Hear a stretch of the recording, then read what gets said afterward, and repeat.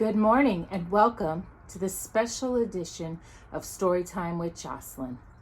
Good morning, good afternoon, good evening, and good night, depending on the time of day you watch this video. Today we're going to do a very special story. It's one of Jocelyn's favorites. And we're going to include a couple of videos and a couple of pictures to show a special heirloom that Jocelyn owned for a while that we sold to pay for some things. Sometimes we have to let go of precious items that are worth a lot of money at a certain time to be able to pay for things that need to be paid for. So we'll get to that later. Let us begin in reading the story of Anastasia, based off the movie from 20th Century Fox. And we'd like to say a special happy birthday to the real Anastasia Romanov, who was born in June of 1901.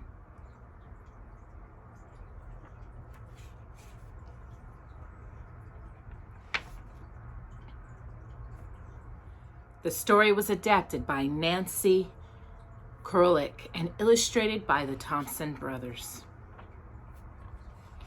Adapted from the Don Bluth and Gary Goldman film. Long ago, there was a beautiful princess who lived in an enchanted world of palaces and grand parties. Her name was Anastasia Romanov. She was the youngest daughter in the Russian royal family and the apple of her grandmother's eyes.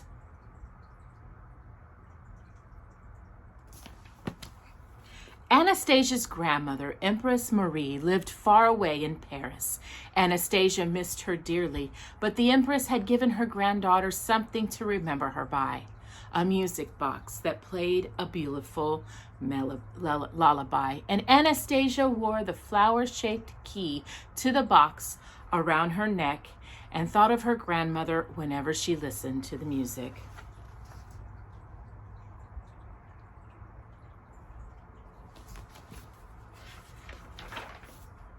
One day, while the Empress was visiting from Paris, an evil man named Rasputin ordered his guards to tear down the palace gates.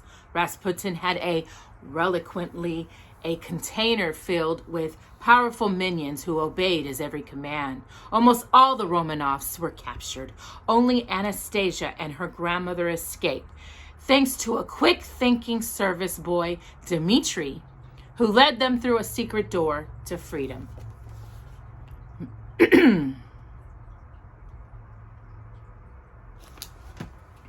As Anastasia and her grandmother made their escape across a frozen river, Rasputin jumped from a bridge to stop them. The ice broke and Rasputin tried to drown the princess in the river below, but Anastasia pulled free of his grasp and Rasputin drowned instead. The evil man disappeared into the underworld below. Anastasia and her grandmother ran for the train to Paris, but just as they were about to board, Anastasia fell and hit her head, and the two became separated.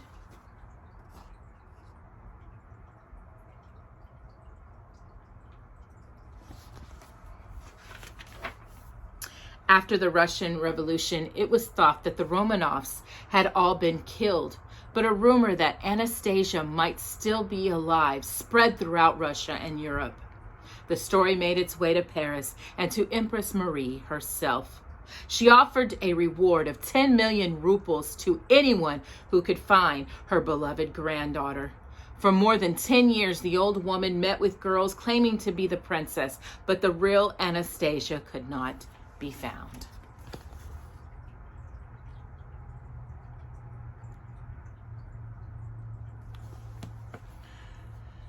One determined pair of schemers, Dmitri, the servant boy, and his friend Vladimir, were certain they had what it took to fool the Empress. Right, Jocelyn?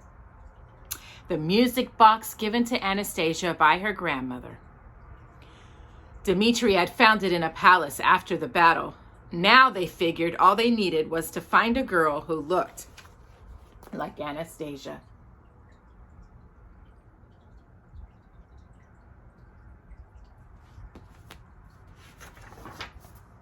One day, a poor orphan named Anya and her puppy Puka arrived on the steps of the deserted palace. Anya had been told that Dmitri could be found there and that he could help her get to Paris. Anya desperately wanted to go because her only clue to her past was an inscription on the key she wore around her neck. It read, "Together in Paris." I know, mamas. Dmitri and Vladimir couldn't believe their eyes. Anya looked a lot like the young Anastasia. Surely she could fool the Empress. Quickly, Dmitri offered Anya a ticket to Paris if she would meet with Empress Marie. Anya agreed. After all, she didn't know who she was. Maybe she really was Anastasia.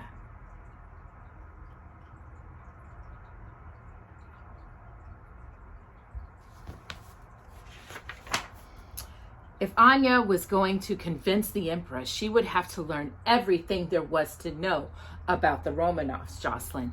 So that as they traveled by train and ship to Paris, Dmitri and Vladimir taught Anya all about Anastasia. They also coached her on how to eat, speak, and dance like a princess. Dmitri even taught Anya how to waltz.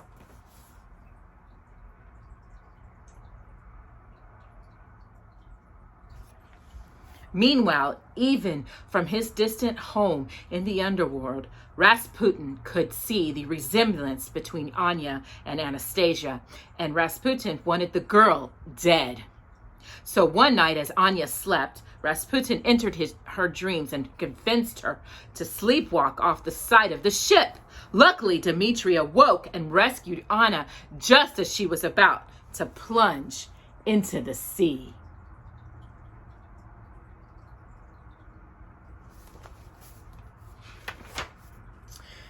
When they got to Paris, Vladimir and Dmitri dressed Anya in a beautiful gown and took her to the opera. They knew the Empress would be there that evening, but the Empress refused to meet Anya. She had seen too many Anastasia imitations before.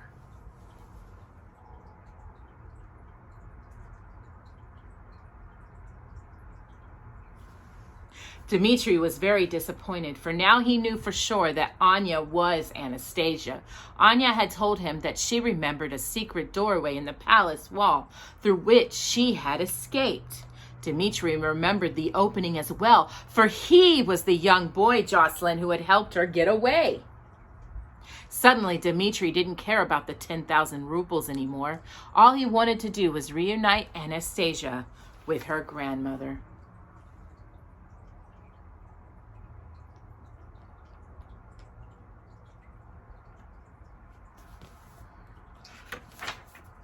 After the opera, the Empress climbed into her car. The driver sped off into the night. "Hey, ya, slow down," the Empress ordered, but the driver was not in yet, her chauffeur. It was Dmitri. He stopped the car outside the palace where Anya was staying and handed the music box to the Empress. "It's just possible that she's been as lost and as alone as you," he said softly. Tears wilted in the old woman's eyes as she looked at the familiar music box.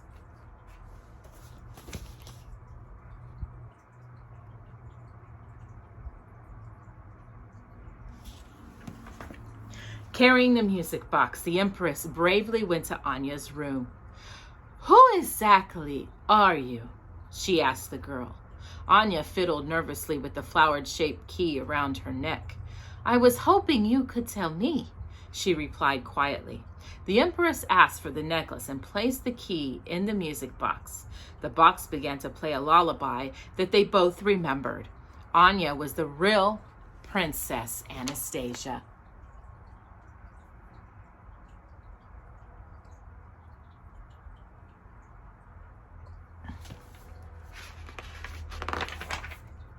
Anastasia's safe return became the talk of Paris and all of Europe. Word even spread to the underworld and to Rasputin. He was overjoyed. he could finally finish off the last of the Romanovs. Rasputin grabbed his reliquary and prepared to re-enter the mortal world. Just as a ball in Anastasia's honor was about to begin, the princess ran into the Trillion Gardens to look for Puka. Rasputin suddenly appeared. "I am Rasputin, destroyed by your despicable family," he snarled. "What goes around comes around. No one can help you."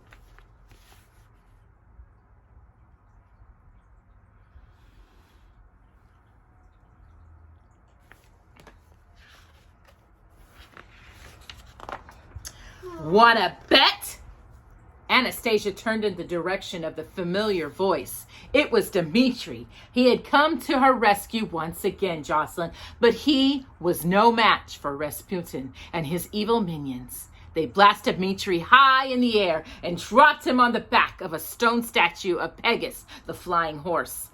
"Kill him!" Rasputin ordered. The Pegasus statue sprang to life and buckled upward, tossed Dmitri from its back. He fell lifeless to the ground.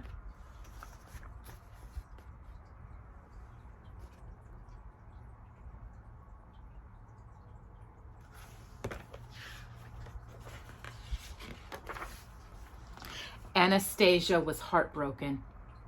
She lunged angrily at Rasputin. The evil man was surprised, but he stood his ground. He grabbed his reliquary and shot a stream of minions in Anastasia's direction. She fell to the ground in pain.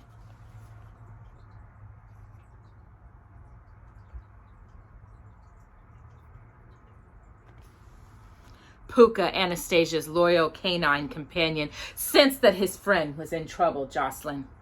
So he leaped up and snatched Rasputin's reliquary from his hands. Without the reliquary, Rasputin was powerless.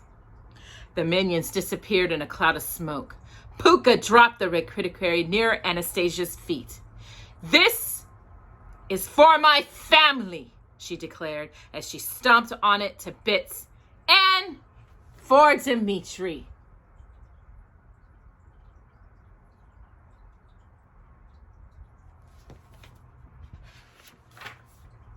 Kaboom!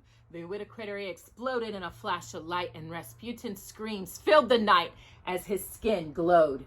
Then, catching fire, the evil man melted and turned to dust, which blew away into the wind.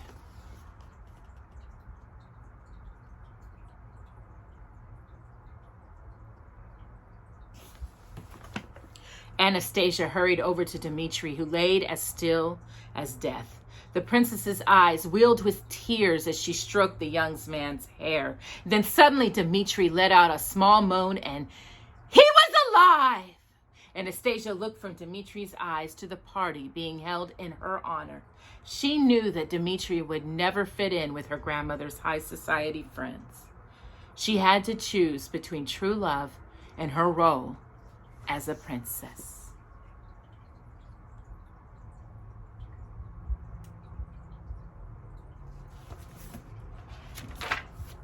Anastasia knew that her grandmother would want her to follow her heart. So that is exactly what she did. And that is the story of Anastasia. Now, of course, this is an account. It's not the true story of the real Anastasia Romanov. Maybe you can get with your parents and you can read up on her story. It's very loosely based off of it, but it's a very beautiful historical story about her and her family. But she was born supposedly June 18, 1901. And then she supposedly got killed or went missing. You be the judge of that. I hope you enjoyed this beautiful rendition of Anastasia, and stick around for a couple of videos and a couple of photos. I really hope y'all see us. We'll see you again on Friday. We'll be reading another story for Storytime with Jocelyn. Have a great week this week and have a blessed weekend. Bye-bye. This is one of Jocelyn's most beautiful possessions. And we have to say goodbye to it today because we're going to share it with somebody out there that can enjoy it as much as we have for the past 20 years. This is the San Francisco Music Box Anastasia, and it plays Once Upon a December.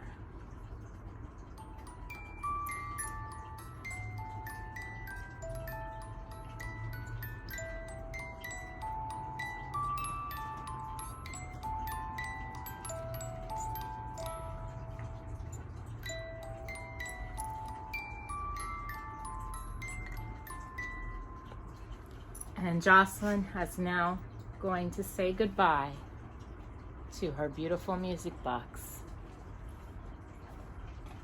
Aren't you, Mama? Yeah, there you go. And she's putting her well wishes for the person that's going to receive it. Anastasia music box.